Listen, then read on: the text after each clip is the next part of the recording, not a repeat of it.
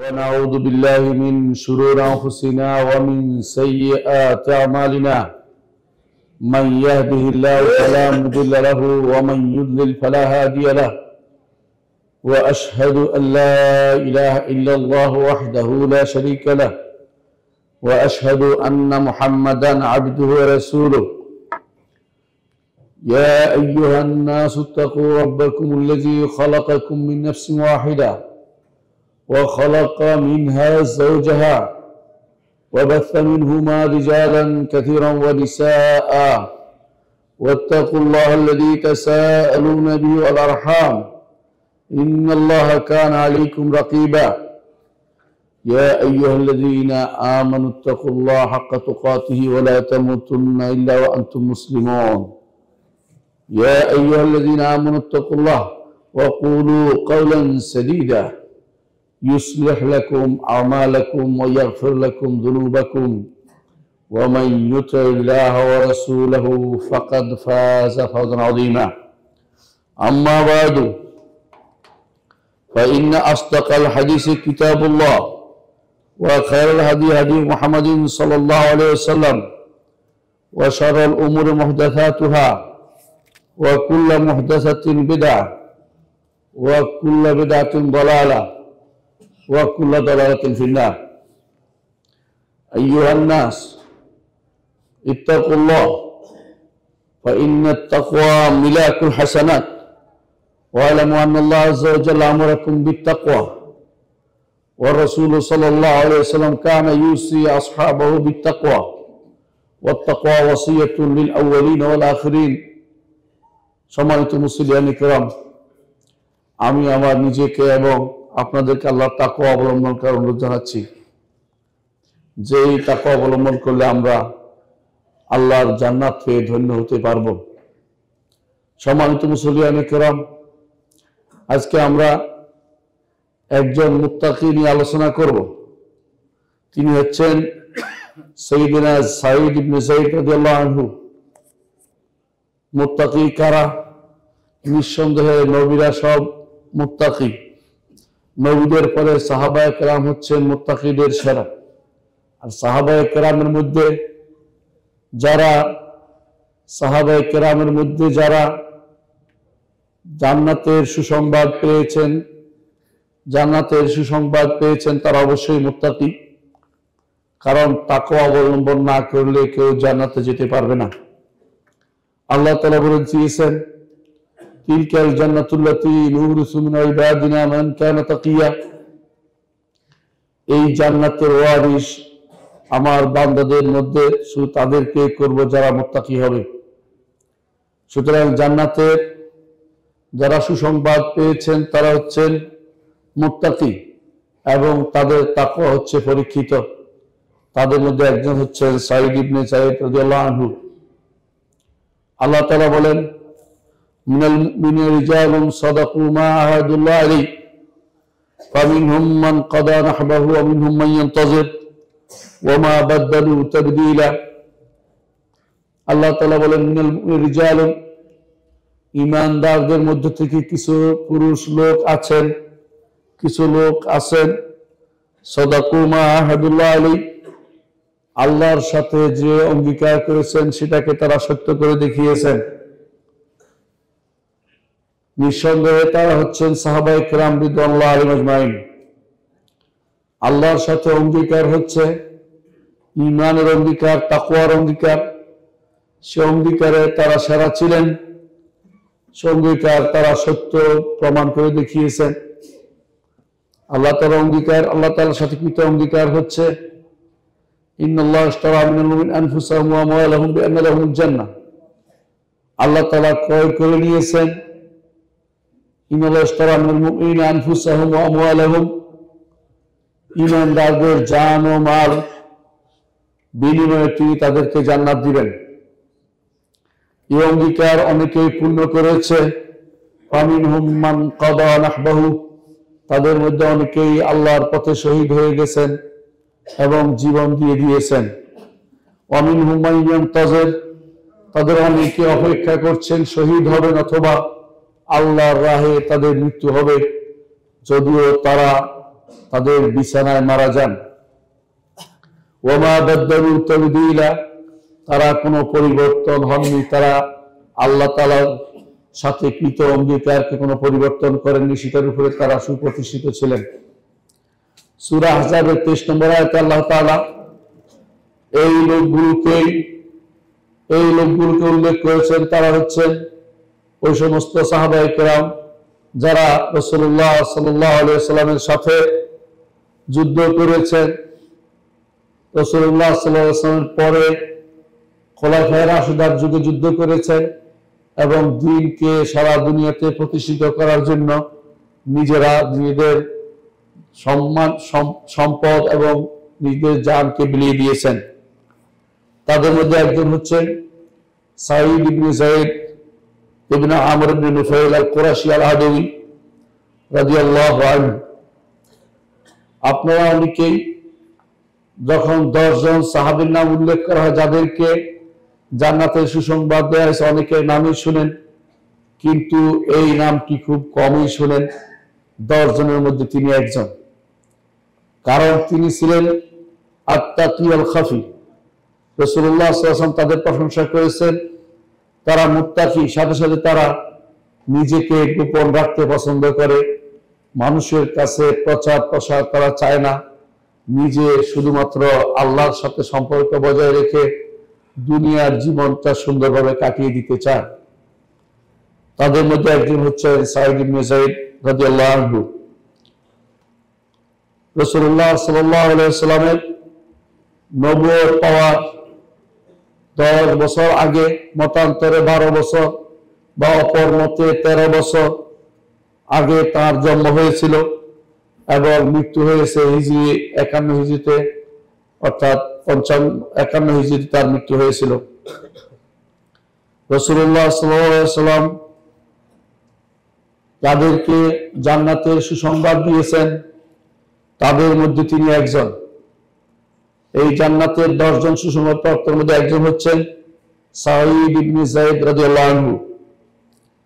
তিনি ওই সমস্ত সাহাবীদের অন্তর্ভুক্ত ছিলেন যারা প্রথম ইসলাম গ্রহণ করেছিলেন এবং সেই সমস্ত সাহাবীদের অন্তর্ভুক্ত হয়েছে যাদের প্রশংসা আল্লাহ কোরআনে কারীমে বলেছেন। আল্লাহ তাআলা বলেছেন, ওয়াস-সাবিকুনা আল-আউওয়ালুনা মিনাল মুহাজিরিন ওয়াল আনসার, যারা ওই সমস্ত লোক যারা অগ্রণী হয়েছে মুহাজির ও আনসারদের থেকে ইসলাম গ্রহণে, তাদের আল্লাহ তাআলা বলেছেন রাদিয়াল্লাহু আনহুম ওয়া রাদু আনহু, আল্লাহ তাদের উপর সন্তুষ্ট, তারাও আল্লাহর উপর সন্তুষ্ট। কোরআনে কারীমের এই ভাষ্যের ভিতরে সাঈদ ইবনে যায়েদ রাদিয়াল্লাহু আনহু অন্তর্ভুক্ত। তিনি যখন ইসলাম গ্রহণ করেছেন তখন রাসূলুল্লাহ সাল্লাল্লাহু আলাইহি ওয়াসাল্লাম যায়েদ ইবনে আরকাম দারুল আরকামে প্রবেশ করেননি। আরকাম ইবনে আবুল আরকামের বাড়িতে তিনি প্রবেশ করেননি, তার আগেই তিনি ইসলাম গ্রহণ করেছেন, অর্থাৎ একেবারে প্রথম সময়ে তিনি ইসলাম গ্রহণ করেছিলেন। আপনারা জানেন যে রাসূলুল্লাহ সাল্লাল্লাহু আলাইহি ওয়াসাল্লাম মক্কাতে যখন দাওয়াত দিয়েছেন, দাওয়াতের জন্য একটা জায়গা তিনি নির্বাচন করেছেন, সেটা হচ্ছে কাবার পাশেই একটি নিরাপদ এবং বিস্তৃত জায়গা, সে নাম ছিল দারুল আরকাম। সেখানে রাসূলুল্লাহ সাল্লাল্লাহু আলাইহি ওয়াসাল্লাম অবস্থান করতেন এবং সেখানে অনেক সাহাবী ইসলাম গ্রহণ করেছে, কারণ রাসূলুল্লাহ সাল্লাল্লাহু আলাইহি ওয়াসাল্লাম সেখান থেকে তাদেরকে দিক নির্দেশনা দিতে পারতেন এবং সেখানে তার ঠিকানা হিসাবে ছিল দূর দূরান্ত থেকে লোকেরা দারুল আরকামে এসে রাসূলের দাওয়াত গ্রহণ করত এবং ইসলাম গ্রহণ করত। অথচ সাঈদ ইবনে যায়েদ রাদিয়াল্লাহু আনহু তিনি এখানে প্রবেশ করার আগে ইসলাম গ্রহণ করেছেন। আবু বকর, ওসমান, আলী এদের সাথেই তিনি পরপরই তিনি ইসলাম গ্রহণ করেছেন। যায়েদ ইবনে আমর ইবনে নুফাইল তার পিতা ছিলেন সাঈদ ইবনে যায়েদ ইবনে আমর ইবনে নুফাইল। তো যায়েদ ইবনে আমর ইবনে নুফাইল ছিলেন তার পিতা। জাহিলি যুগে তার পিতা কোনোদিন মূর্তি পূজা করতেন না, তার পিতা কোনোদিন মূর্তির জন্য সিজদা করতেন না, একমাত্র আল্লাহর ইবাদত করতেন। এবং তাকে বলা হতো যে তিনি হানিফদের অন্তর্ভুক্ত ছিলেন। হানিফ বলা হয়, জাহিলি যুগে কিছু লোক ছিলেন যারা মূর্তি পূজা এবং শিরককে ঘৃণা করতেন। তাদের মধ্যে একজন ছিলেন ওয়ারাকা ইবনে নওফল, যার ঘটনা আপনারা জানেন। রাসূলুল্লাহ সাল্লাল্লাহু আলাইহি ওয়াসাল্লাম যখন প্রথম নবুয়ত পান, তখন তাকে নিয়ে খাদিজা রাদিয়াল্লাহু আনহা তার চাচাতো ভাই ওয়ারাকার কাছে চলে গিয়েছিলেন। তিনিও এদের মধ্যে একজন ছিলেন, তারা জাহিলি যুগেও কোনো শিরক করতেন না। অনুরূপভাবে আরেকজন ছিলেন এই যায়েদ ইবনে আমর ইবনে নুফাইল, তিনিও কোনো শিরক করতেন না। তো তাদের মধ্যে একজন যিনি ওয়ারাকা ইবনে নওফল, শিরক না করলেও তিনি দ্বীন ইব্রাহিমে না থেকে তিনি তখনকার সময় ইহুদ নাসারা হয়ে গিয়েছিলেন, ইহুদিদের কিতাব থেকে পড়তে পারতেন। কিন্তু যায়েদ ইবনে আমর ইবনে নুফাইল তিনি কোনো দিন গ্রহণ করেননি। তিনি বলতেন যে আমি ইব্রাহিমের দ্বীনের উপরেই অবশিষ্ট আছি। যায়েদ ইবনে আমর ইবনে নুফাইল তিনি জাহিলি যুগে তিনি মারা গিয়েছেন, কিন্তু তিনি কোনোদিন আল্লাহ ব্যতীত অন্য কোনো কিছু নামে যা উৎসর্গ করা হতো সেগুলি কোনো কিছু তিনি ভক্ষণ করতেন না। অর্থাৎ আল্লাহ ছাড়া কারোর জন্য জবাই করা হলে সেগুলি তিনি খেতেন না। একটি বর্ণনা, সহিহ বর্ণনা এসেছে যে যায়েদ ইবনে আমর ইবনে নুফাইল একদিন তার কাবার সাথে পিঠ লাগিয়ে দাঁড়িয়ে বলেছিলেন, হে কুরাইশ সম্প্রদায়, আল্লাহ তাআলা ছাগল সৃষ্টি করেছে, আসমান থেকে বৃষ্টি নাজিল করেছে, সেটা দিয়ে জমিন সিক্ত হয়েছে, সেখানে জমিনে ঘাসের উৎপন্ন হয়েছে, আর সেই ঘাস খেয়ে ছাগল হৃষ্টপুষ্ট হয়েছে, অথচ তোমরা সেটা আল্লাহ ছাড়া অন্যের জন্য জবাই করো। আমি তো তোমাদেরকে মূর্খ জাতি হিসেবে দেখতে পাচ্ছি। ঘটনা অত্যন্ত গভীর। তখন ইসলাম নিয়ে রাসূলুল্লাহ সাল্লাল্লাহু আলাইহি ওয়াসাল্লাম আবির্ভাব হয়নি। তখনই তিনি শিরকের বিরুদ্ধে সোচ্চার ছিলেন, কারণ এটা ছিল ফিতরাত। আল্লাহ তাআলা মানুষের অন্তরে যে জিনিসটি ঢেলে দিয়েছেন, ঈমানের নূর, যে জিনিসটি আপনার বলে থাকেন যে আলাস্তু বিরাব্বিকুম বলে যে ঈমান আল্লাহ তাআলা দিয়ে দিয়েছেন, রুবুবিয়তের স্বীকৃতি, সেটা তার অন্তরে ছিল। এই জন্য তিনি জাহিলি যুগে কোনোদিনই শিরক করেননি। তিনি হচ্ছেন যায়েদ ইবনে আমর ইবনে নুফাইল, যিনি সাঈদ ইবনে যায়েদের পিতা। আর আপনারা জানেন যে যারা দুনিয়াতে আসে প্রত্যেকটি শিশুই ফিতরাতের উপর জন্মগ্রহণ করে। ফিতরাত হচ্ছে স্বাভাবিক নীতি, ফিতরাত হচ্ছে ইসলামের নীতি, ইসলাম মানার প্রবণতা। এটার উপরে প্রতিটি শিশুই আল্লাহ তাআলা দুনিয়াতে তাদেরকে পাঠান। শিশুকেই দুনিয়াতে আসার পরে রাসূলুল্লাহ সাল্লাল্লাহু আলাইহি ওয়াসাল্লাম বলেছেন, কুল্লু মাউলুদিন ইউলাদু আলাল ফিতরা ওয়া আবাওয়াহু ইউহাউদানিহি আও ইউনাসরানিহি আও ইউমাজ্জিসানিহি। প্রতিটি মানব শিশুই ফিতরাতের উপর আসে, তার পিতা মাতা তাকে ইহুদি বানায়, অথবা নাসারা বানায়, অথবা মাজুসি বানায়। কারণ পিতা মাতা তাকে যেদিকে নিয়ে যায় সেদিকে সে যায়। আসলে সে ইসলাম গ্রহণ করার জন্য একটা যোগ্য বিবেচনা করে আল্লাহ তাআলা তাকে দুনিয়াতে পাঠান, কিন্তু সে ইসলামের বিপরীতে যায়। কখনো তার পিতা মাতা তাকে পথভ্রষ্ট করে, কখনো বন্ধু বান্ধব তাকে পথভ্রষ্ট করে ফেলে, কখনো সোসাইটি সমাজ তাকে পথভ্রষ্ট করে ফেলে, কখনো শিক্ষা তাকে ভিন্ন পথে পরিচালিত করে। কিন্তু মৌলিকভাবে একটা শিশু, একটা ব্যক্তি ইসলামের উপরে শুধু তার জন্ম হয়। রাসূলুল্লাহ সাল্লাল্লাহু আলাইহি ওয়াসাল্লাম বলেছেন, হাদিসে কুদসি আল্লাহ তাআলা বলেন, ইন্নী খালাকতু ইবাদি হুনাফা কুল্লিহিম, আমি আমার বান্দাদেরকে সবগুলোকে হানিফ, অর্থাৎ হানিফ আল্লাহ দ্বীন উপরে মানার মতো শিরক থেকে মুক্ত করে তাদেরকে দুনিয়াতে পাঠাই।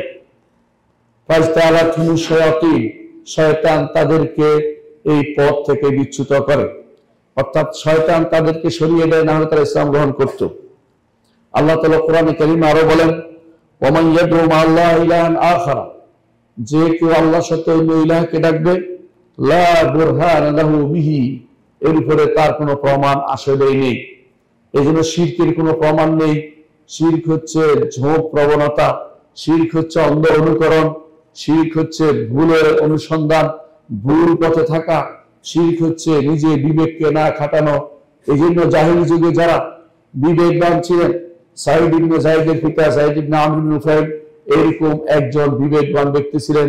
তিনি জাহেলি যুগে বুঝতে পারতেন যে মূর্তির সামনে কেন মানুষকে মাথা নত করতে হবে, কেন মানুষকে আল্লাহ ছাড়া যিনি সৃষ্টি করেছেন তিনি ব্যতীত অন্যের জন্য কেন আমাকে মাথা নত করতে হবে, অন্যের জন্য কেন আমাকে জবে করতে হবে, অন্যের জন্য কেন আমাকে টাকা খরচ করতে হবে, অন্যের জন্য আল্লাহ ব্যতীত অন্যের জন্য, অন্যের সন্তুষ্টির জন্য কেন আমাকে দৌড়াতে হবে। তিনি সেই জাহেলি যুগে বুঝেছিলেন, কারণ তিনি অত্যন্ত সুস্থ বিবেক সম্পন্ন ব্যক্তি ছিলেন। এ ছিল একটি ঘটনা। তার মধ্যে বোঝা যাচ্ছে যে, এর দ্বারা বোঝা যাচ্ছে যে জাহিলি যুগেও তিনি সহি আকীদার উপর ছিলেন, অর্থাৎ জাহিলি যুগেও তিনি কোনদিন শিরককে গ্রহণ করে নেননি। আর একটি ঘটনা আমরা দেখতে পাই, যিনি মুসনাদ আবি আলাতে এসেছে, সেই ঘটনাটি তা হচ্ছে, একদিন রাসূলুল্লাহ সাল্লাল্লাহু আলাইহি সাল্লাম তিনি তখন নবুয়ত পাননি। তিনি তখন দেখলেন যে যায়েদ ইবনে আমর ইবনে নুফাইল এক উপত্যকার উপর আছে। রাসূলুল্লাহ সাল্লাল্লাহু আলাইহি ওয়াসাল্লামের সাথে ছিলেন তার দাস যায়েদ ইবনে হারেসা। দুজনে ওনার কাছে গেলেন, গিয়ে বললেন যে চাচা, আপনাকে দেখি আপনার কওম খুব ঘৃণা করে, কারণটা কি?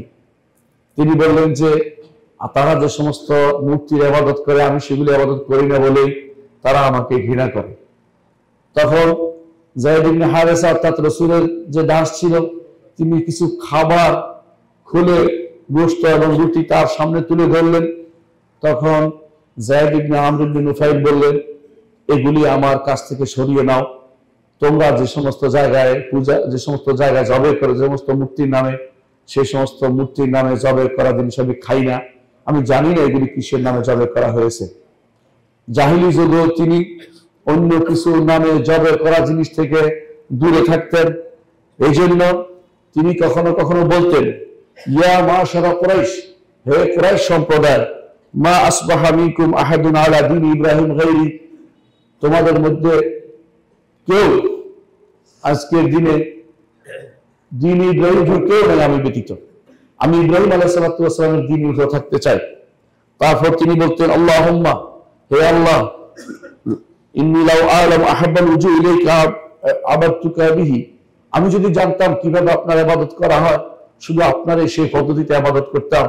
তারপর তিনি আল্লাহর জন্য শুধু সিজদা করতেন। এটাই শুধু সহিহ বর্ণনা এসেছে।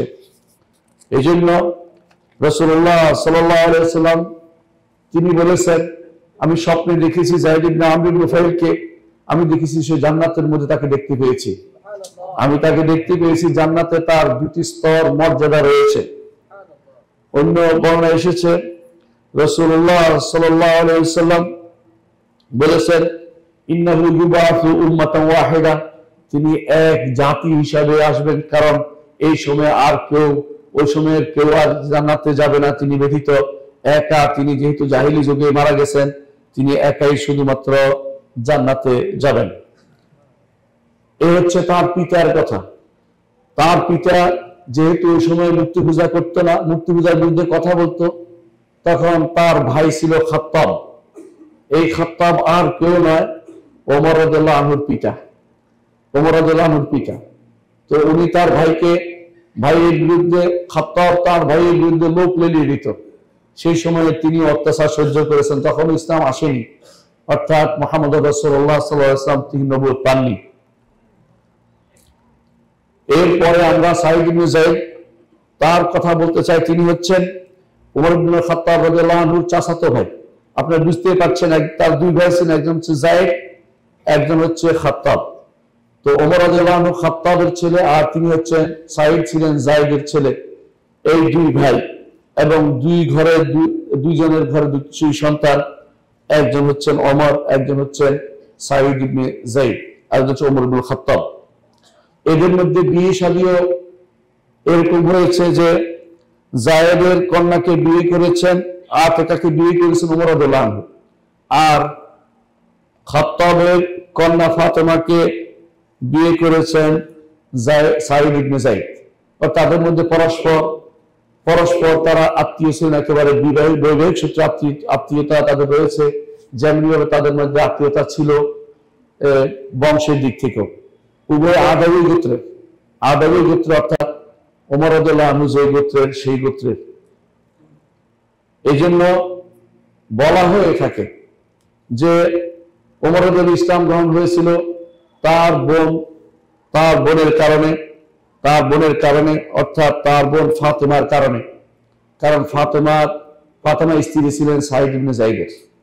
কিন্তু এই ঘটনা, বিস্তারিত ঘটনা আপনারা শুনেছেন যে ওমর রাদিয়াল্লাহু আনহু ফাতেমাকে আঘাত করেছে, সাঈদকে মেরেছে, তারপরে কোন কোরআন আয়াত শুনেছে, তারপর গিয়েছেন ঘটনা। এগুলি পুরোটাই বিশুদ্ধ হাদিস দ্বারা বর্ণনা দ্বারা সাব্যস্ত হয়নি। বরং ওমর রাদিয়াল্লাহু আনহু ছিলেন রাসূলুল্লাহ সাল্লাল্লাহু আলাইহি ওয়াসাল্লামের দোয়ার ফসল। রাসূল দোয়া করতেন সবসময়, আল্লাহ দুইজনের একজনকে আপনি ইসলামের জন্য কবুল করেন। তিনি হচ্ছেন ওমর ইবনে খাত্তাব অথবা আবু জাহলকে তিনি দুজনে দোয়া করতেন। এই দোয়ার কারণে তিনি ইসলাম গ্রহণ করেছেন, আল্লাহ তাআলা তার মন ঘুরিয়ে দিয়েছেন। কিন্তু এই ঘটনাটা বিশুদ্ধ বর্ণনা সাব্যস্ত হয়নি যে ওমর রাদিয়াল্লাহু আনহু তার বোনকে এবং ভগ্নিপতিকে আঘাত করেছেন, তারপর কোরআন পড়ে তারপর ইসলাম গ্রহণ করতেছেন। এই ঘটনাটা শুদ্ধ নয়। কিন্তু এটা সত্য যে উভয়ের মধ্যে আত্মীয়তার সম্পর্ক বেশি ছিল, কারণ উভয় একে অপরের ভগ্নিপতি ছিলেন। সাঈদ ইবনে যায়েদ আমরা আগেও বলেছি, তিনি ছিলেন প্রথম ইসলাম গ্রহণকারী। তেমনি ভাবে তিনি মদিনায় হিজরতকারীদের মধ্যে প্রথম ছিলেন। মদিনায় হিজরত যারা করেছে প্রথম তাদের মধ্যে তিনি একজন ছিলেন, যারা ঈমান নিয়ে ঈমানকে টিকানোর জন্য কুফরি রাষ্ট্র থেকে ইসলামের দিকে হিজরত করে গিয়েছিলেন। তিনি মুহাম্মদ রাসূলুল্লাহ সাল্লাল্লাহু আলাইহি ওয়াসাল্লামের সাথে সকল যুদ্ধে অংশগ্রহণ করেছেন। রাসূলুল্লাহ সাল্লাল্লাহু আলাইহি ওয়াসাল্লামের সাথে সকল যুদ্ধে অংশগ্রহণ করেছেন, তবে বদরের যুদ্ধে তিনি অংশগ্রহণ করতে পারেননি। এর কারণ তাও রাসূলুল্লাহ সাল্লাল্লাহু নির্দেশের কারণে। ওই সময় রাসূলুল্লাহ সাল্লাল্লাহু আলাইহি ওয়াসাল্লাম তিনি এবং তালহা ইবনে উবাইদুল্লাহ এই দুইজনকে তিনি পাঠিয়েছিলেন এক যুদ্ধের জন্য, যার নাম সারিয়াতু জিল ওসাইরা। সেখানে পাঠিয়েছিলেন যে কুরাইশরা কোন দিক থেকে আসে খোঁজ নাও। কুরাইশরা যেন যুদ্ধে, তারা যেহেতু রওনা হয়ে গেছে, তারা রওনা হয়ে গেছে সিরিয়া থেকে, মক্কায় আসবে, সেখান থেকে অস্ত্র নিয়ে যুদ্ধ করতে আসবে। রাসূলুল্লাহ সাল্লাল্লাহু আলাইহি ওয়াসাল্লাম তাদেরকে আগাম ঠেকাতে চাইলেন, অগ্রিম তাদেরকে আটকাতে চাইলেন। এই জন্য তিনি দুজনকে পাঠালেন যে দেখো, একজন ছোট্ট বাহিনী নিয়ে পাঠালেন যে তোমরা দুজন দেখো ওরা কোন দিক দিয়ে যায়। তারা দুজন অপেক্ষা করলেন, কিন্তু পরে শুনলেন যে যেহেতু এর পরিচালক ছিল তখনকার সময় আবু সুফিয়ান রাদিয়াল্লাহু আনহু, পরে ইসলাম গ্রহণ করেছেন তিনি, এই জন্য বললাম, তিনি অবস্থা আঁচ করে তিনি পালিয়ে অন্য রাস্তা দিয়ে চলে গেলেন মক্কায়। তারা ফিরে আসলো মদিনায়, এসে দেখে যে রাসূলুল্লাহ সাল্লাল্লাহু আলাইহি ওয়াসাল্লাম ইতিমধ্যে মদিনা থেকে বেরিয়ে গেছেন বদরের যুদ্ধে। তখন রাসূলুল্লাহ তারা পিছনে ধরে এসে বদরের যুদ্ধে অংশগ্রহণ করলেন, কিন্তু এই সময় যুদ্ধ শেষ হয়ে গেছে। তখন রাসূলুল্লাহ সাল্লাল্লাহু আলাইহি ওয়াসাল্লাম তাদের দুজনের জন্যই বদরের যুদ্ধে বললেন যে তোমরা বদরের সব পাবে, বদরের যুদ্ধের গনিমতে তোমাদের অংশ রয়ে গেছে। এই জন্য সাঈদ ইবনে যায়েদ রাদিয়াল্লাহু আনহু বদরের যুদ্ধে অংশগ্রহণ না করেও বদরী হতে পেরেছেন, কারণ তিনি রাসূলুল্লাহ সাল্লাল্লাহু আলাইহি ওয়াসাল্লামের নির্দেশে বদরের যুদ্ধের আরেকটি অংশে তিনি গিয়েছিলেন, যেটা ছিল পরিণত ছিল বদরের যুদ্ধ, কিন্তু আগের অংশে তিনি অংশগ্রহণ করেছেন। শেষে এসে তিনি যুদ্ধ শেষ হয়ে গেছে। তখনকার দিনের সেরকম ব্যবস্থা ছিল না, জানি যাবে যে রাসূল কোথায় আছেন, তারা মদিনায় ফিরে আসছেন। কিন্তু ইতিমধ্যে রাসূলুল্লাহ সাল্লাল্লাহু আলাইহি ওয়াসাল্লাম মদিনা থেকে দূরে প্রায় 100 কিলোমিটারের বেশি দূরে সেই জায়গায় তিনি রাসূলুল্লাহ সাল্লাল্লাহু আলাইহি ওয়াসাল্লাম বদরের যুদ্ধে অংশগ্রহণ করতে গিয়েছিলেন।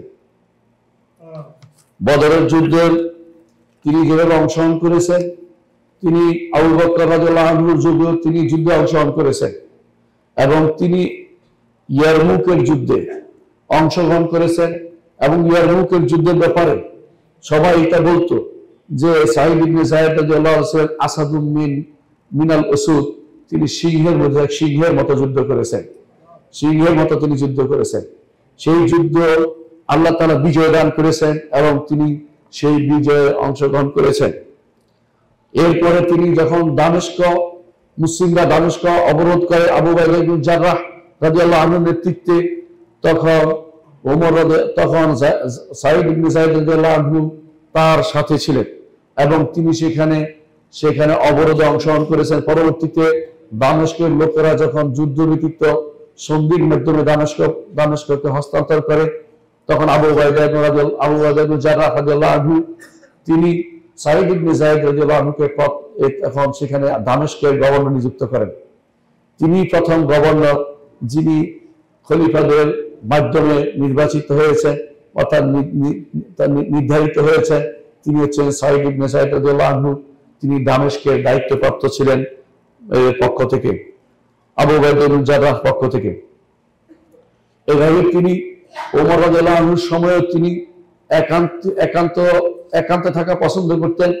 ওমর রাদিয়াল্লাহু আনহু তিনি আত্মীয় হওয়ার কারণে তাকে কখনো বেশি অতিরিক্ত সুযোগ দিতেন না।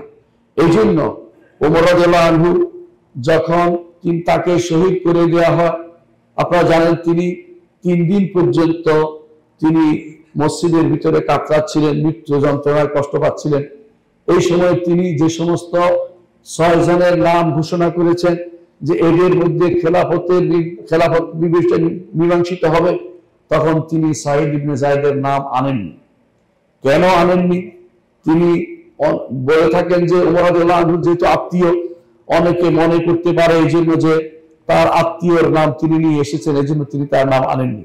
কিন্তু বিশুদ্ধ কারণটা এটাই হতে পারে যে তিনি নিজেকে গোপন রাখতে চেয়েছেন, তিনি মানুষের সাথে মিশতে বা দায়িত্ব নিতে তিনি রাজি ছিলেন না, এই জন্য ওমর রাদিয়াল্লাহু আনহু তার নাম ঘোষণা করেননি। এর বাইরে 6 জনের নাম তিনি ঘোষণা করেছেন। 7ম জনের দায়িত্ব দিয়েছেন তিনি দায়িত্ব দিয়েছেন আব্দুর রহমান ইবনে আওফ রাদিয়াল্লাহু আনহুকে। তিনি তাদের মধ্যে খেলাফতের নির্বাচন করে দেন। সাঈদ ইবনে যায়েদ রাদিয়াল্লাহু আনহু হিজরি 51 হিজরিতে তিনি মদিনার আকিক জায়গার বর্তমান যেটা আকিক এলাকাতে তিনি মারা যান। মদিনার মসজিদ নববীর পশ্চিম পাশে যে এলাকাটা ওয়াদি আকিক এখন বলা হয়, সেখানে আকিক বলা হয় সেই এলাকাকে, সেখানে তিনি অবস্থান করতেন। রাসূলুল্লাহ সাল্লাল্লাহু আলাইহি ওয়াসাল্লাম এর প্রশংসা করেছেন জেনে তিনি সেখানে অবস্থান করেছেন। রাসূল বলেছেন যে তোমরা তাখাইয়ামু বিল আকিক ফাইন্নাহু ওয়াদি মুবারাক, তোমরা আকিকে অবস্থান করো, এটা হচ্ছে মুবারক একটি উপত্যকা, আকিকে অবস্থান। সেজন্য তিনি এবং সাদ ইবনে আবি ওয়াক্কাস উভয়ে সেই সময়ে আকিকে অবস্থান করতেন, সেখানে তিনি মারা যান। তার লাশকে মদিনায় নিয়ে আসা হয়েছিল এবং সেই লাশকে সাদ ইবনে আবি ওয়াক্কাস রাদিয়াল্লাহু আনহু নিজে গোসল দিয়েছিলেন এবং কাফন দিয়েছিলেন। তার কুনিয়ত ছিল আবুল আওয়াল অথবা আবু সাউদ। বলা হয়ে থাকে যে এই এক বর্ণনায় যে তিনি আবুল আওয়াল বলা হয়েছে এই জন্য যে তার মধ্যে কিছুটা চোখের সমস্যা ছিল, অথবা এই জাতীয় কোনো কারণ হতে পারে, অথবা তার সন্তানদের মধ্যে কারো কোনো সমস্যা ছিল, আবুল আওয়াল বলা হতো। তিনি মুআবিয়া রাদিয়াল্লাহু আনহুর সময়ে জীবিত ছিলেন। আবু বকর, ওমর, ওসমান, আলী প্রত্যেকেরই তিনি বায়াত করেছেন।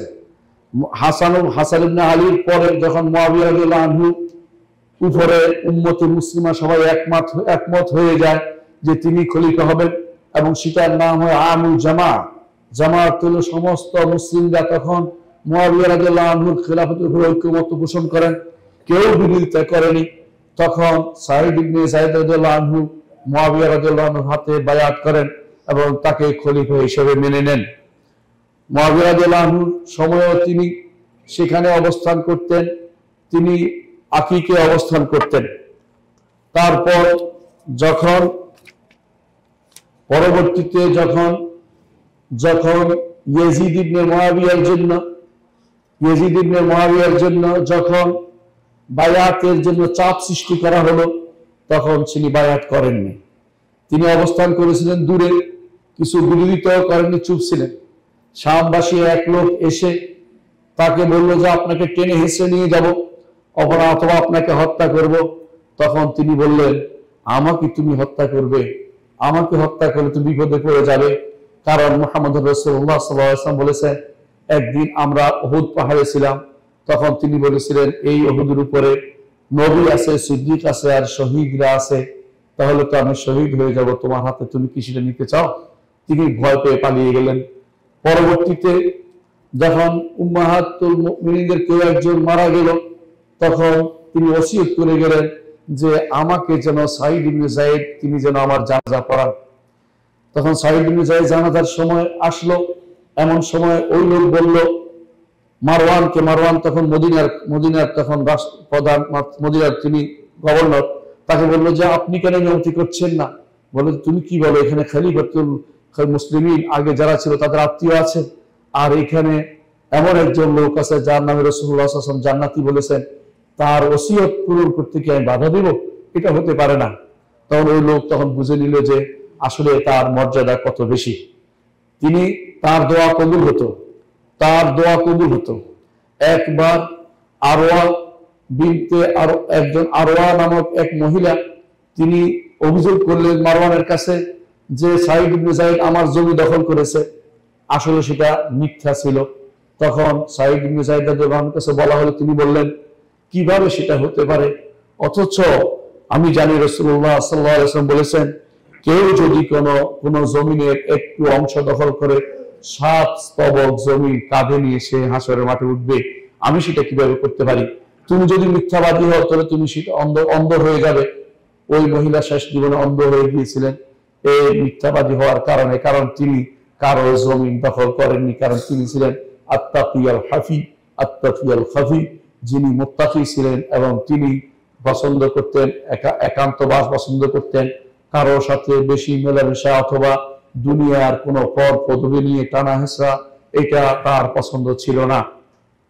সাহাবায়ে কেরামের মধ্যে বিশেষ করে খোলাফা আশরাতুল মুবাশশিরিন বিল জান্নাহ, জান্নাতের 10 জন সাহাবী কারো মধ্যেই পদ পদবি এবং ক্ষমতা নিয়ে টানা হেঁচড়ার কোনো প্রবণতা ছিল না। তাদের উপর যখন দায়িত্ব এসে যেত তখন তারা সিংহের মতো কাজ করতেন। দায়িত্ব অন্যের কাছে চলে গেলে তারা আল্লাহর একটা বান্দা হিসেবে সেই কাজে তাদের সহযোগিতা করতেন। তারা নিজে ক্ষমতার জন্য কখনো লালায়িত ছিলেন না। কোন সাহাবী ক্ষমতার জন্য লালায়িত ছিলেন এমন প্রমাণ আমরা পাই না, বরং প্রত্যেকেই অন্য কেউ তার দায়িত্ব নিয়ে কাজটি আদায় করবে এতে তারা বেশি খুশি হতেন। বরং ওসমান রাদিয়াল্লাহু আনহু সেদিকে কোনোদিন তাকিয়েও দেখেননি। আলী রাদিয়াল্লাহু আনহু তিনি সেদিকে কোনোদিন তাকিয়ে দেখেননি। যতদিন তার চেয়ে বেশি কেউ জানতো, এমন কেউ বেশি জানতো বা বেশি ফরেজগার এমন কেউ ছিল তিনি মনে করতেন, কোনোদিনই তিনি সেদিকে কোনো হাত বাড়াননি, কারণ তারা এটাকে অতিরিক্ত দায়িত্ব মনে করতেন। এই জন্য সাঈদ ইবনে যায়েদ রাদিয়াল্লাহু আনহু খেলাফতের জন্য বা কোনো পদ পদবীর জন্য আবু বকরের যুগে বা ওমরের যুগে, ওসমানের যুগে বা আলীর যুগে অথবা হাসানের যুগে বা মুআবিয়া রাদিয়াল্লাহু আনহুর যুগে এই যুগগুলোতে একদিনও তিনি ঘর থেকে বের হননি। অথচ সেই সময়ে তিনি ছিলেন শ্রেষ্ঠ মানুষদের অন্তর্ভুক্ত। কারণ সেই সময়ে 10 জন সাহাবীর মধ্যে 10 জন যাদের জান্নাতের সুসংবাদ দেওয়া হয়েছে তাদের মধ্যে মাত্র 2-1 জন ছাড়া সবাই দুনিয়া থেকে চলে গেছেন। শ্রেষ্ঠ মানুষ যদি এই পদ পদবীর লোভ না করে, সেদিকে লোভ না করে একমাত্র আল্লাহর বান্দা হিসেবে, তাকওয়ার অধিকারী হিসেবে সারা জীবন আল্লাহর ইবাদত করে চলে যেতে পেরেছেন তিনি, আমাদেরও সেই পদ্ধতি অবলম্বন করে যেতে হবে। দুনিয়ার এই সমস্ত জিনিসগুলো হচ্ছে বড় ফিতনা।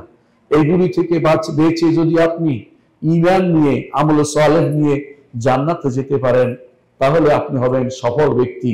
আর যদি দুনিয়ার হানাহানিতে লিপ্ত হয়ে আপনি দুনিয়া বেরিয়ে পড়েন তাহলে দেখবেন একে অপরকে ঘায়েল করছে, একে অপরের প্রসাদ নষ্ট করছে, একে অপরের বিরুদ্ধে নেমে যাচ্ছে, একে অপর কিভাবে মিথ্যাচার করবে এটা যেমন দেখবেন, আবার আরেক গোষ্ঠীকে দেখবেন ক্ষমতার স্বার্থে দুনিয়ার সমস্ত সম্পদকে কুক্ষিগত করে বসে আছে, এমন লোকদেরও আপনি দেখতে পাবেন। এগুলি সবই হচ্ছে দুনিয়ার ফিতনা। আল্লাহ তাআলা বলেছেন ইন্নামা আমওয়ালুকুম ওয়া আওলাদুকুম ফিতনা ওয়াল্লাহু ইনদাহু আজরুন আযীম। জেনে রাখো তোমাদের সম্পদ এবং তোমাদের সন্তান অবশ্যই ফিতনা, পরীক্ষার সামগ্রী। এগুলি দিয়ে আল্লাহ পরীক্ষা করতে চান কে আল্লাহর বিধান মতো চলতে পারে আর কে চলতে পারে না। বর্তমান সময়ে আল্লাহর বিধান মতো চলা তো দূরের কথা, আল্লাহর বিধান মুখে নেওয়া তাদের জন্য পাপের কারণ হয়ে দাঁড়িয়েছে। আল্লাহর বিধান বাস্তবায়ন তো আরো দূরের কথা হয়ে গেছে। এই সময়ে আপনি যেহেতু জানেন যে আপনি কোনো ক্রমেই আল্লাহর বিধান বাস্তবায়ন করতে পারবেন না, দায়িত্ব আপনি যথাযথ চেষ্টা করলেও আদায় করতে পারবেন না, তাহলে আপনি যতটুকু আল্লাহ আপনাকে দায়িত্ব দিয়েছেন অতটুকুর বাইরে অতিরিক্ত দায়িত্ব নেয়ার জন্য পাগল হওয়ার কোনো প্রয়োজন নেই। সেটা আপনার জন্য আখিরাতে অকল্যাণকর হবে, বিপদের কারণ হবে। আপনারা জানেন যে রাসূলুল্লাহ সাল্লাল্লাহু আলাইহি ওয়াসাল্লামের সাহাবী ওমর রাদিয়াল্লাহু আনহু, তাকে যখন সুসংবাদ দেওয়া হয়েছিল মৃত্যুর সময়, আপনি জান্নাতি মানুষ, আপনার জন্য জান্নাতের সুসংবাদ দেওয়া হয়েছে, আপনি এই করেছেন, আপনি খেলাফতকে এত বেশি করেছেন, সেই করে তিনি বলেছেন, আমি ওই রাসূলের যুগে যেটা পেয়েছি ওইটা নিয়েই যেতে চাই, এর পরে যেটা হয়েছে এটাকে আমি চাই যেন সমানে সমানে কাটা যায়, অর্থাৎ আমার জন্য না, আমার পক্ষ না, বিপক্ষ না, এটা আমি চাই। আর যারা আমরা দুনিয়ার বিভিন্ন কারণে নিজেদেরকে বিভ্রান্ত করে চলেছি, বিভিন্ন জিনিস পাওয়ার জন্য উৎসুক হয়ে চলেছি, রাসূলুল্লাহ সাল্লাল্লাহু আলাইহি ওয়াসাল্লামের সে হাদিসটি স্মরণ করুন। তিনি বলেছিলেন যে ফিতনা আসবে, এই ফিতনাতে যে উঁকি দিয়ে তাকাবে তার থেকে ওই ব্যক্তি উত্তম যে ব্যক্তি বসে থাকবে, এবং যে ব্যক্তি বসবে তার থেকে ওই ব্যক্তি উত্তম যে ব্যক্তি শুয়ে থাকবে। এর অর্থ হচ্ছে এটাই যে এই ফিতনা, এই যে বড় ধরনের ফিতনা এসেছে, এখন আপনার পক্ষে এখন দ্বীনের সামান্যতম কিছু বাস্তবায়ন করা সম্ভব নাই। তাবৎ মুসলিম শাসকরা ইহুদি নাসরাদের তাবেদারি করছে, তাদের চিন্তাধারাকে বাস্তবায়ন করছে, তারা যা বলে এরা তাই বাস্তবায়ন করে। এই সময়ে আপনার জন্য যতটুকু আল্লাহ তাআলা আপনার দায়িত্ব দিয়েছে ততটুকু করবেন, অতিরিক্ত ওই দায়িত্ব নেবেন না যেই দায়িত্ব আপনি পালন করতে সক্ষম নন, যে দায়িত্বের কারণে আপনার আখিরাত নষ্ট হয়ে যাবে, যে দায়িত্বের কারণে আপনি বিপদে পড়ে যাবেন, যে দায়িত্বের কারণে আপনি হয়তো শাস্তি ভোগ করতে হতে পারে, আপনার ঈমানও চলে যেতে পারে। আপনি ভালো করে জানেন যেই সমস্ত নীতির উপরে আজ মুসলিম রাষ্ট্রগুলির অনেকগুলি প্রতিষ্ঠিত হয়েছে সেগুলো ইসলাম বিরোধী। তথাকথিত গণতন্ত্র ইসলামের সাথে সাংঘর্ষিক। তথাকথিত যে সমস্ত নীতি আজ চলছে, যেগুলিকে মানুষ সেকুলারিজম বলছে, ধর্মহীনতা বা ধর্মনিরপেক্ষতা নাম দিয়ে ধর্মহীনতা চালু করছে, এগুলি ইসলাম বিরোধী। এগুলিকে আপনি যদি মেনে নিয়ে, আপনি যদি কাঁধে নিয়ে এগুলির উপর শপথ করে আপনি এমন জায়গায় ঢুকেন যেখানে আপনি শুধু বসে থাকতে হবে অথবা কোনো কারোর চেহারার দিকে তাকিয়ে থাকতে হবে, সে হারামের দিকে কোনো ব্যক্তিকে তোষণ করে আপনি আল্লাহর দ্বীনকে প্রতিষ্ঠার কিছুই করতে পারবেন না। আপনার জন্য সেদিকে না গিয়ে দ্বীন ও ঈমানকে প্রতিষ্ঠা করার চেষ্টা করুন, জনগণকে দ্বীনের দিকে আহ্বান করুন, ঈমান ও আমল দিয়ে দেশকে ভরে দিন, তখন সেটার পরিবর্তন আসবে। যেভাবে মুহাম্মদুর রাসূলুল্লাহ সাল্লাল্লাহু আলাইহি ওয়াসাল্লাম যখন এসেছিলেন দুনিয়াতে, তখন যে অবস্থা বিরাজ করছে, সে অবস্থায় তিনি যেই পদ্ধতিতে পরিবর্তন করেছেন সেই পদ্ধতিতে পরিবর্তন করতে হবে। মক্কাতে মুহাম্মদুর রাসূলুল্লাহ সাল্লাল্লাহু আলাইহি ওয়াসাল্লাম ঈমানের দাওয়াত দিয়েছেন, তাওহীদের দাওয়াত দিয়েছেন। মদিনাতে তাওহীদের ফলটা এসেছে, ঈমান এবং তাওহীদের ফলের কারণে মদিনা রাষ্ট্রটা হয়েছে। সেখানে কোনো ফাসিক ফাজিরের চেয়ে বড় কাজ ছিল, ঈমানদারদের সংখ্যা বেশি ছিল, সেই জন্য আল্লাহ তাআলা সেটার পুরস্কার দিয়েছেন। আল্লাহ তাআলা বলেছেন, ওয়াদাল্লাহুল্লাযিনা আমানু ওয়া আমিলুস সালিহাতি লা ইস্তাখলিফান্নাহুম ফিল আরদি, যারা ঈমান আনে এবং আমল সালেহ করে তাদেরকে আল্লাহ দুনিয়ার বুকে রাষ্ট্র ক্ষমতায় বসাবেন। আমরা ঈমান আমল সালেহ বাদ দিয়ে রাষ্ট্র ক্ষমতায় বসে ঈমান ও আমল সালেহ চালু করতে চাই, এটা ভুল। এই পদ্ধতি উল্টে দেওয়ার পদ্ধতি, এই উল্টে দেওয়া পদ্ধতিতে আপনি কোনদিন ইসলামের উপকার করতে পারবেন না। এই ইসলামের উপকার করতে হলে আপনাকে নিয়ম নিতে আসতে হবে, ঈমান ও আমল সালেহ পদ্ধতিতে এগিয়ে যেতে হবে। ঈমানের অভাব রয়েছে। এদেশের মানুষ এখনো 80% বেশি লোক এখনো শিরকে লিপ্ত রয়েছে, বিভিন্ন রকমের শিরক। আকীদাগত শিরক যেমন আছে, আমলগত শিরক আছে।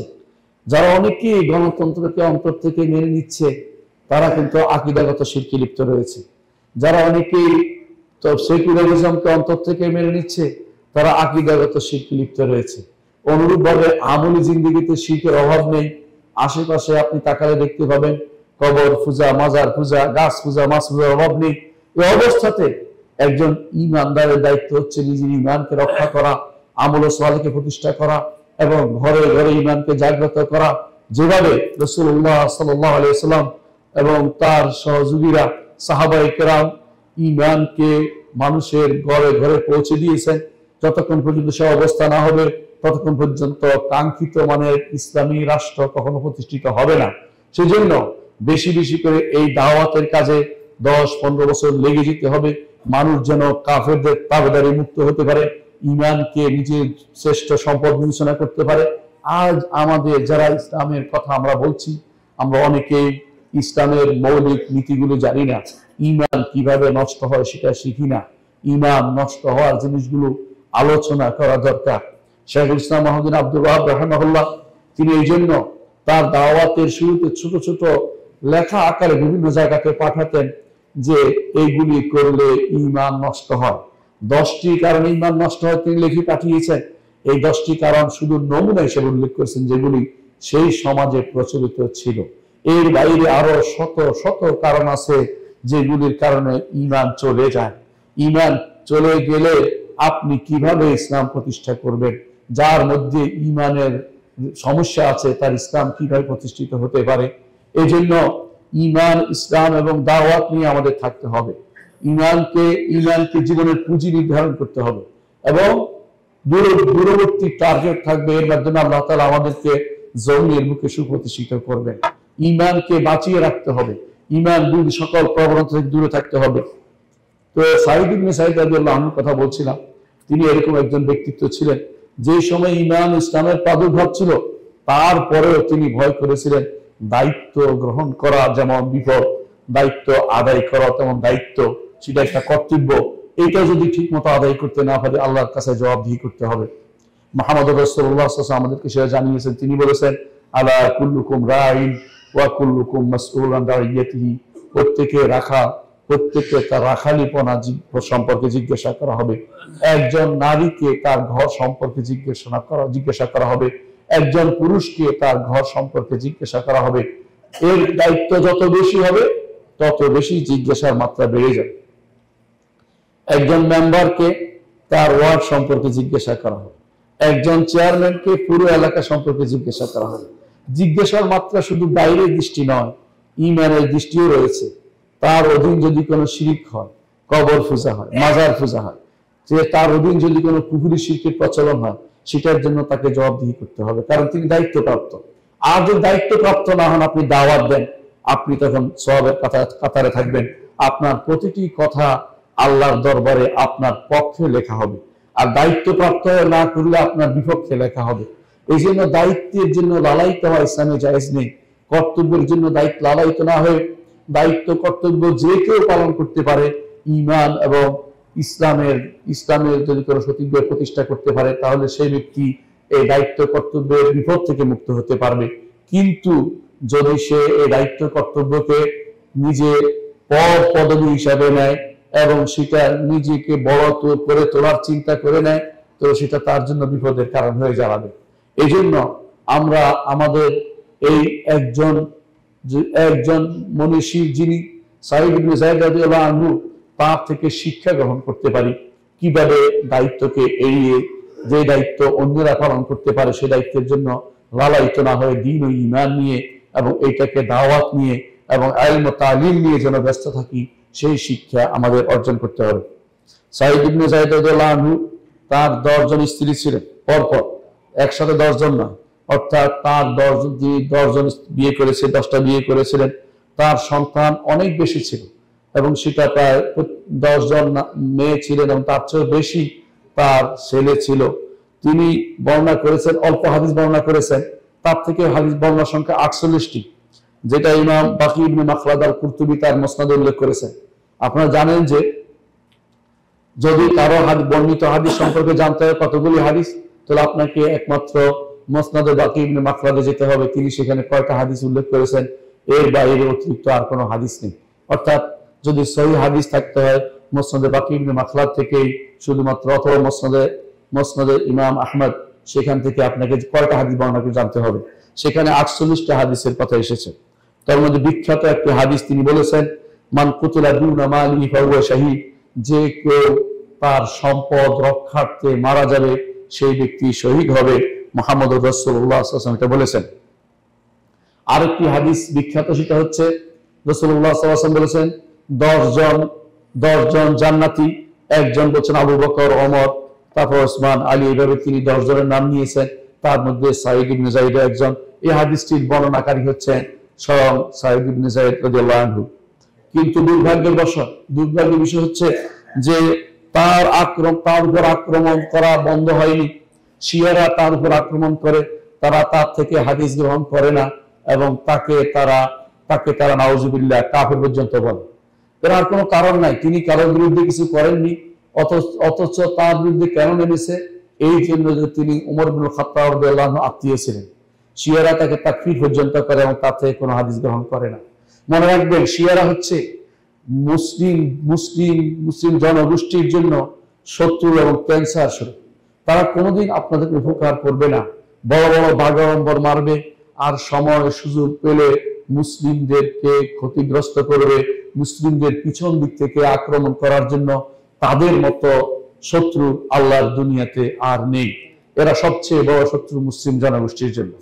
মুসলিম নামধারী ক্ষতি করলে বেশি দেখা যায়, বাইরের শত্রু তো চিনা যায়, কিন্তু মুসলিম জননামধারী যারা আছে তাদেরকে যখন প্রতারণার মধ্যে ফেলে এরা ক্ষতিগ্রস্ত করে, তখন কিছু করার থাকে না। যুদ্ধ বাঁধিয়ে দিয়ে কখনো কখনো তারা মুসলিমদেরকে ক্ষতিগ্রস্ত করে, আবার কিছু টান দেয়, কিছুই করে না। এরকম ইতিহাস আপনাদের চোখের সামনে আছে। 40,000-এর উপরে মানুষ মেরে ফেলেছে। এর পিছনে কাদের ইন্ধন রয়েছে? গাজাতে ইহুদিরা আমাদের ভাইদেরকে মেরে ফেললো, বোনদেরকে মেরে ফেললো, বাচ্চাদেরকে নিঃশেষ করে দিল, বাড়িঘর পুরোটা ধ্বংসস্তূপ পরিণত করলো।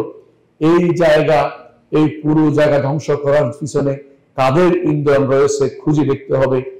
কোথায় গিয়ে তাদের নেতা মারা গেছে একটু খোঁজ নিয়ে দেখেন, বুঝতে পারবেন যে কাদের ইন্ধন সেখানে ছিল। কেন তারা এই ইন্ধন দিল? কারণ ফিলিস্তিনে কোনো শিয়া ছিল না, ফিলিস্তিন মুসলিম এলাকা, সেটা ধ্বংস হলে তাদের কোনো ক্ষতি হয় না।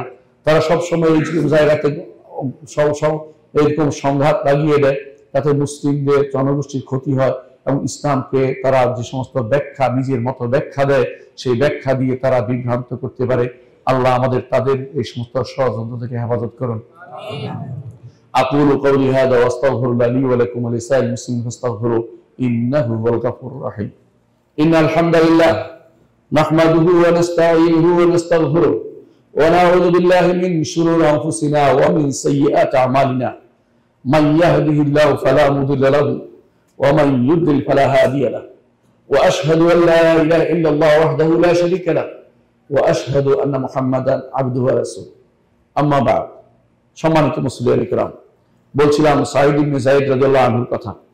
সাঈদ ইবনে যায়েদ রাদিয়াল্লাহু আনহু থেকে আমরা এইটা শিক্ষা গ্রহণ করতে পারি যে আমরা যেন আল্লাহ এবং তার রাসূলের নির্দেশ পালনে সর্বদা সবকিছুর আগে স্থান দিই।